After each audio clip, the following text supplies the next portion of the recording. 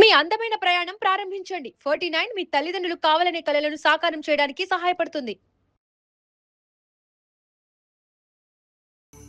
సనాతన ధర్మంలో దాంపత్యం అనేటటువంటిది, వివాహం చెయ్యడం అనేటటువంటిది కేవలము కామసుఖము అనుభవించుట కొరకు మాత్రమే కాదు, కామము ధర్మముతో ముడివెయ్యడానికి యజ్ఞాధికారం పొందుతాడు. భార్యని పక్కన కూర్చోపెట్టుకుని దేవతలకి హవిస్సిస్తాడు. దానివల్ల దేవరుణం తీరుతుంది.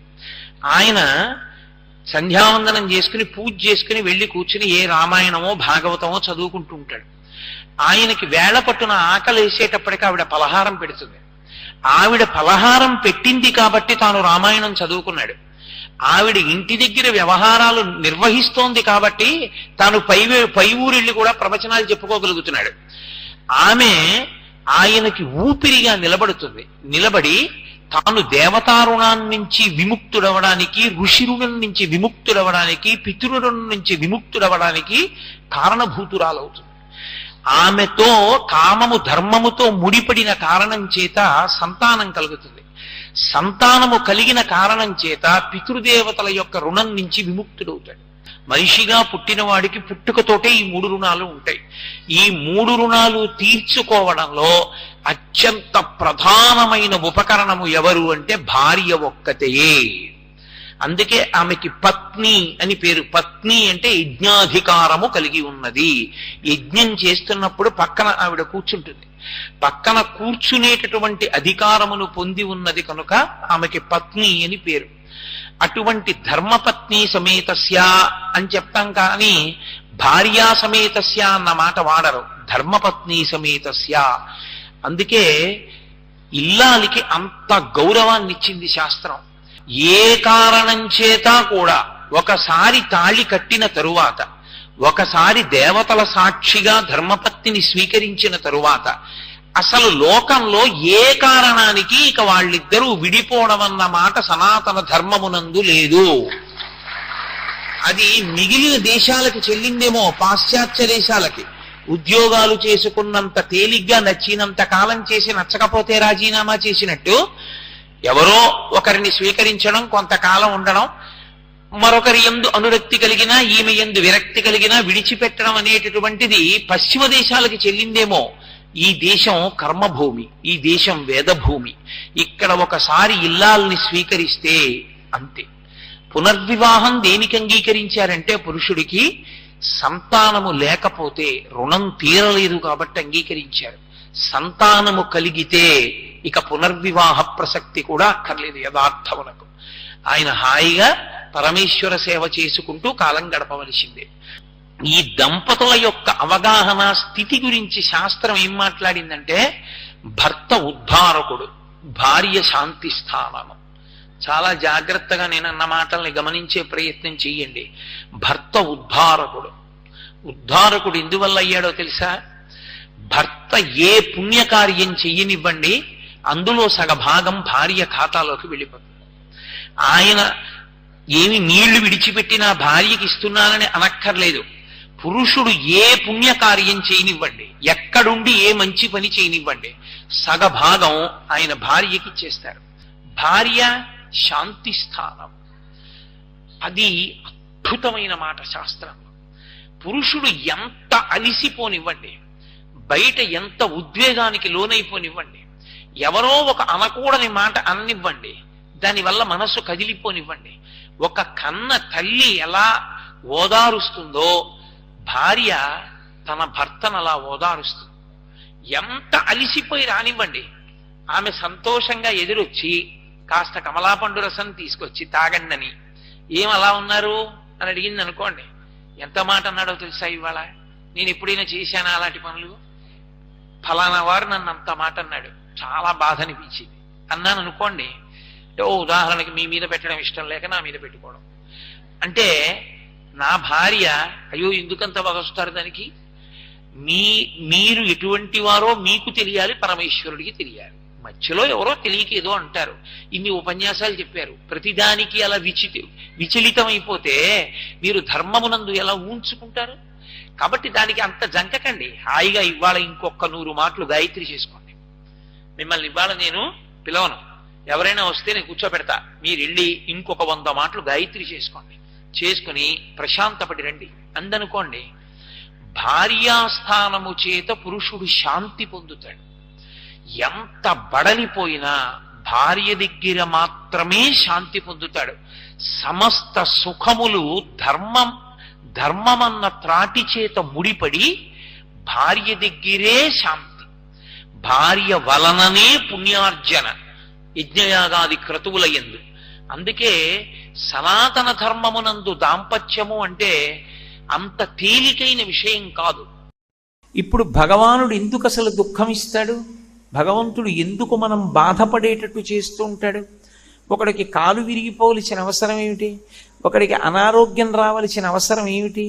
ఎందుకు వాడు అలా బాధపడుతుంటాడు అంటే, భగవంతుడు ఎందుకు బాధ పెడుతూ ఉంటాడు అంటే దానికి ప్రధానమైనటువంటి కారణము ఒక్కటి ఉంటుంది.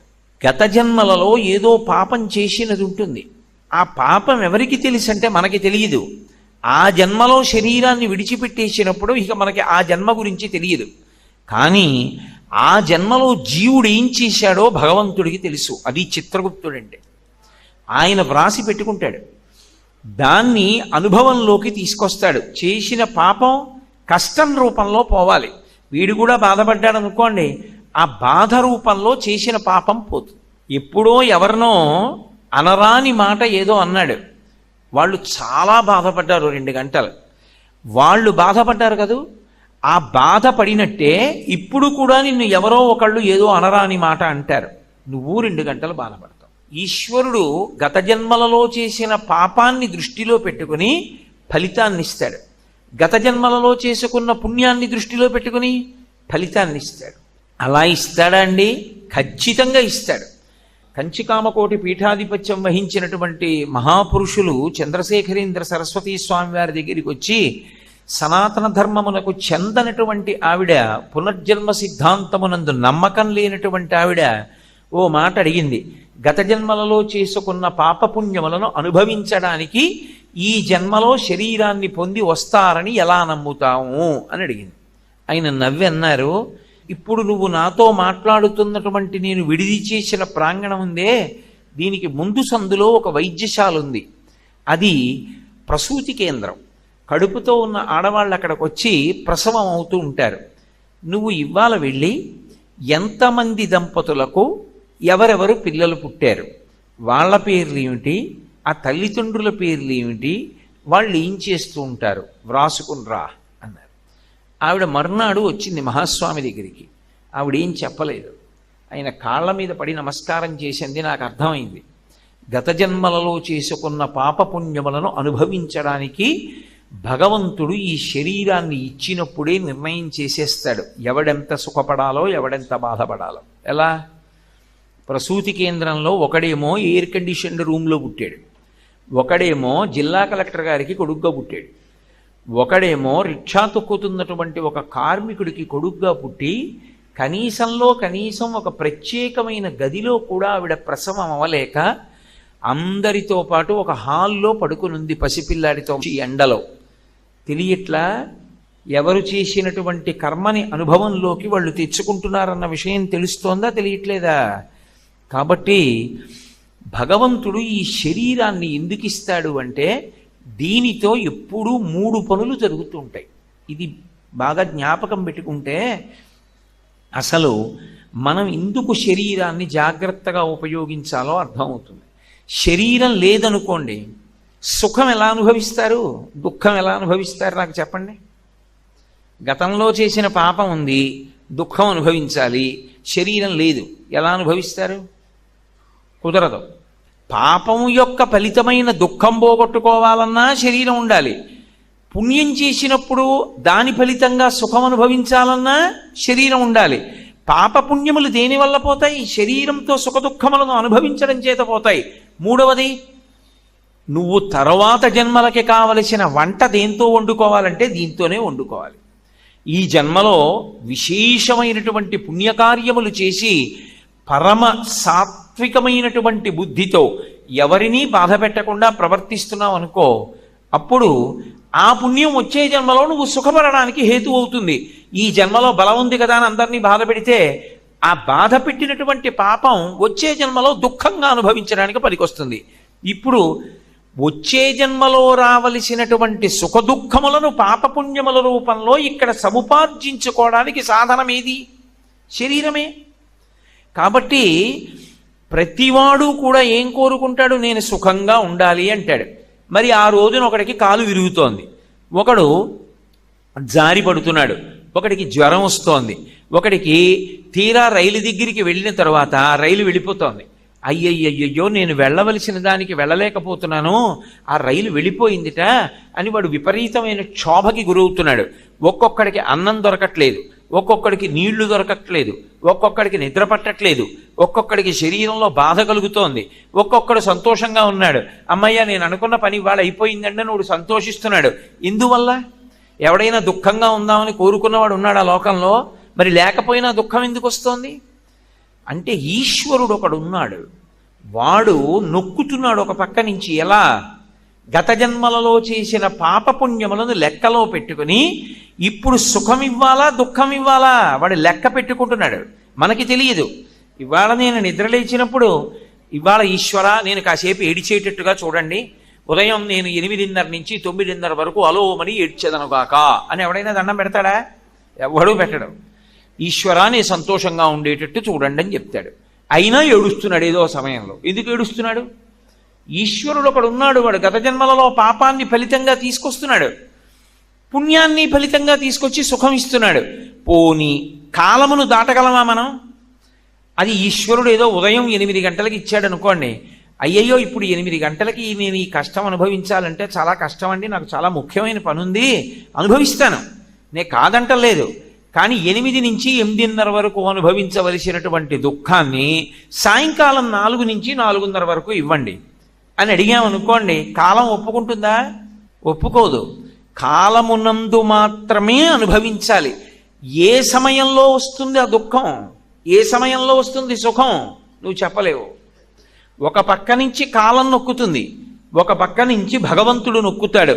ఈ రెండిటికి మధ్య ఎందుకు నొక్కుడు పడుతున్నావు? గత జన్మలలో చేసిన పాపపుణ్యాలు పోనవు మనకి తెలుసా?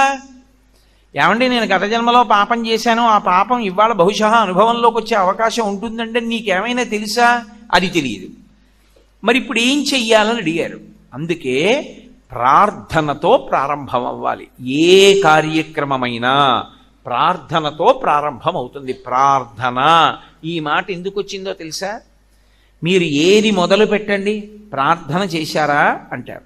నేను ఇప్పుడు ఉపన్యాసం మొదలుపెట్టాను, ఉపన్యాసం మొదలుపెట్టే ముందు నేనేం చేశాను? ప్రార్థన చేసి మొదలుపెట్టాను.